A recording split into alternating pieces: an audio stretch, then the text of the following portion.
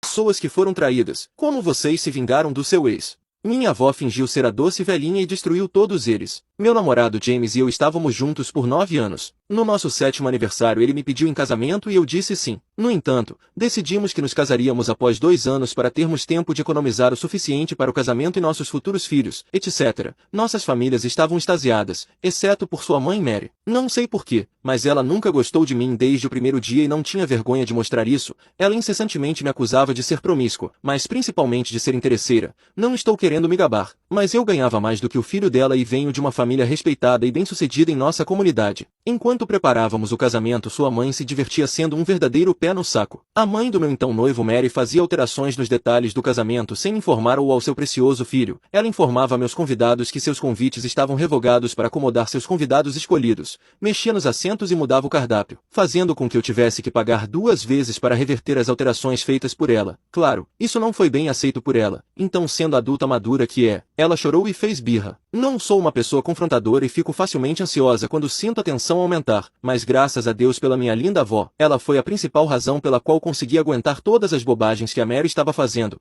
Menosprezar era um de seus passatempos. Então não foi surpresa quando ela me criticou por causa do meu vestido de noiva, que era lindo e feito à mão pela melhor amiga da minha mãe. Levou 1 ano e 3 meses para terminar o vestido. Em resumo, o vestido era realmente especial para mim. Nunca levantei a voz nem disse nada negativo sobre a Mary, mas a gota d'água foi quando ela roubou meu vestido de noiva 2 meses antes do casamento e o destruiu porque não gostou do design. Tive um ataque de ansiedade quando descobri o que ela havia feito durante meu ataque de ansiedade. Ela não moveu um dedo para ajudar, mas continuou na sua rotina habitual chamando meu ataque de ansiedade de pedido de atenção e dizendo que eu estava sendo exagerada. Era tarde demais para consertar o vestido, então acabei comprando um novo vestido de noiva. Neste ponto já havíamos ultrapassado nosso orçamento para o casamento por causa desse pesadelo de mulher. O dia chega e surpreendentemente meu belo noivo não aparece. Ninguém sabia onde ele estava e ninguém conseguia encontrá-lo. Eu estava devastada e chorando muito. E claro, a Mary achou que era uma oportunidade perfeita para me atacar verbalmente e zombar de mim. No dia seguinte fui trabalhar desesperadamente tentando me distrair de todo o fiasco. 3 dias depois descobri que ele estava me traindo há 1 ano com uma amiga em comum. A pior parte era que todos trabalhávamos no mesmo lugar. Como eu disse, não sou uma pessoa confrontadora. Então fiz o meu melhor para evitar eles e evitar o drama. No entanto, a amante dele, Julia, começou a me lembrar disso, mostrando propositalmente o quão doce James era, como ele a tratava como uma princesa com demonstrações nauseantes de afeto em público. Ela também decidiu espalhar rumores e falar mal de mim só para me irritar, mas não funcionou. Julia, com a ajuda de Mary, começou a atacar minha família. Como mencionei, minha família é bem respeitada em nossa comunidade e todos sabiam o que tinha acontecido entre nós. Então, alguns de nossos amigos próximos nos informaram sobre os comentários maldosos de Julia sobre nossa família. Claro, meu ex-noivo sendo a cobra sem espinha que não fez nada e concordou com sua nova conquista.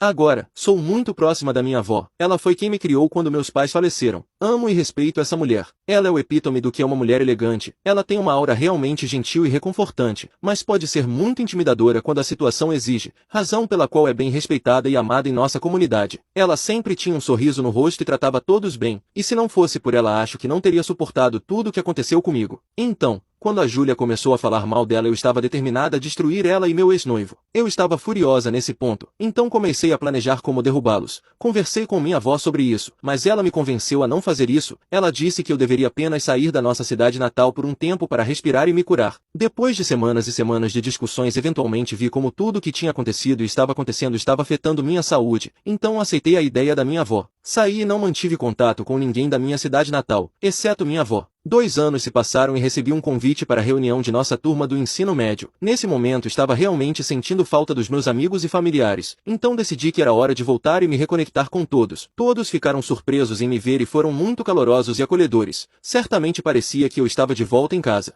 Eu estava na fila para reabastecer minha bebida quando ouvi 2 garotas tagarelando sobre como Julia estava grávida e o pai da criança era um homem casado. Eu estava curiosa pra caramba, mas decidi não perguntar pois não queria mais estar por dentro do que estava acontecendo com eles. No dia seguinte me encontrei com meu primo favorito e minha curiosidade falou mais alto. Então perguntei a ele sobre o que aconteceu quando eu saí, e caramba, Eu não estava preparada para as fofocas. Minha avó sempre teve uma disposição alegre. Ela sempre cumprimentava todos e conversava com qualquer um, mas aparentemente quando saía ela começou a agir de maneira diferente. A avó feliz da casa ao lado havia sumido. Ela sempre tinha um sorriso triste. Até a maneira como ela falava mudou. Ela falava sobre como se sentia mal por mim, como estava sofrendo tanto por sua neta preciosa estar passando por um momento tão difícil. E como partia seu coração saber que não podia fazer nada para aliviar minha dor. As pessoas ao nosso redor sabiam que a vovó é alguém que odeia ser vista como fraca e impotente, então foi realmente uma surpresa triste quando viram a vovó naquele estado. Apesar de lamentar minha situação infeliz, ela não tinha nada além de palavras gentis para James, Mary e Julia. Todos me reverenciaram e a minha avó por lidarmos com a situação com tanta graça, apesar de toda a mágoa. As pessoas agora começaram a tratar meu ex-noivo e Mary de maneira diferente. Eles se tornaram pares sociais depois de ouvir o que James e Mary fizeram e como me trataram. A maioria dos membros da família cortou laços com eles. O marido de Mary, um bom homem, mas muito tímido, aparentemente foi aluno da minha avó. Então ele pediu o divórcio e declarou que Mary poderia ficar com o que quisesse contanto que ele não tivesse que lidar com ela nunca mais. Quanto ao meu ex-noivo, a maioria dos nossos amigos em comum me apoiou durante o calvário. James estava sendo preparado para ser promovido a chefe de departamento. Isso era enorme porque se desse certo ele seria o chefe mais jovem da história da empresa. No entanto, devido ao que aconteceu e ao fato de seu chefe ser um amigo próximo da nossa família, tudo foi por água abaixo.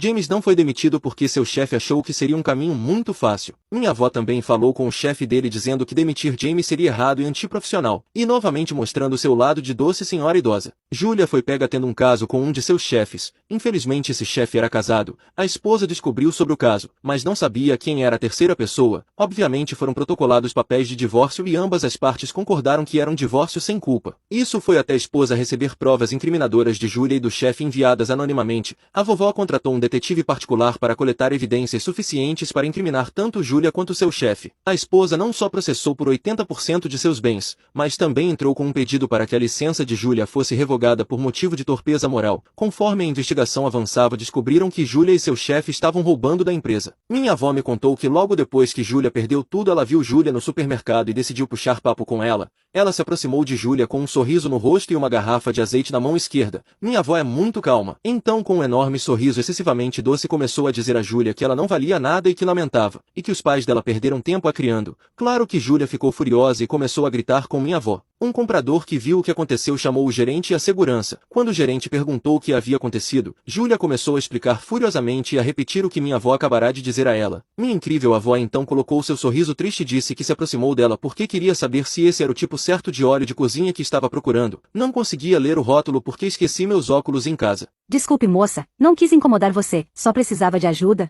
Isso enfureceu Julia. O gerente se virou para Julia e disse: Senhora, a senhora só precisava de ajuda e tenho certeza de que a deixaria em paz se você simplesmente dissesse que não queria ser incomodada. Minha avó então disse: Tudo bem, senhor, a culpa foi minha. Mais uma vez, desculpe, moça, espero que tenha um dia adorável pela frente. Todos que viram a confusão lançaram olhares de desaprovação para Julia no supermercado. Alguns até foram realmente doces e ofereceram ajuda e companhia à minha avó enquanto ela fazia as compras. Uma coisa que as pessoas não sabiam sobre minha avó é que ela é realmente astuta. Ela sabe muito bem como usar o truque da doce senhora.